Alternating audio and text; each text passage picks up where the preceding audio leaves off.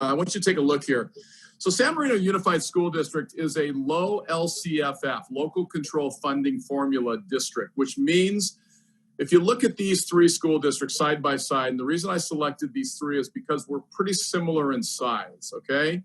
So San Marino Unified School District has, last year had 2,908 students. I looked at Bassett Unified, which is a very high poverty district just off the 605 down near the 60 freeway.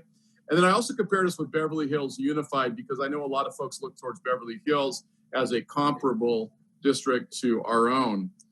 And I want to explain the local control funding formula as simply this. If it was an algorithm, it would be your dollars are your base grant, which is every student in California is worth a dollar amount. It's about $9,000 of the base grant. And then if you were to say the algorithm was base grant plus supplemental grant, so every student that you have that matches a category called unduplicated, which means basically high poverty students, second language learners, or foster kids, one of those three categories, you get 20% above the base for each of those kids you have. And then if your school district has a population greater than 55% of those unduplicated kids or those poverty kids, then you get an additional what they call concentration grant, which is 50% above the base. And then there's one other element here called basic aid, which I'll describe in a second, but let me walk you through this chart. So similar sized districts. San Marino has about 16% of our kids who are deemed unduplicated students.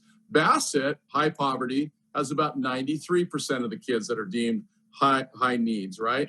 And then even Beverly Hills has a higher percentage of unduplicated kids than we do at 22%.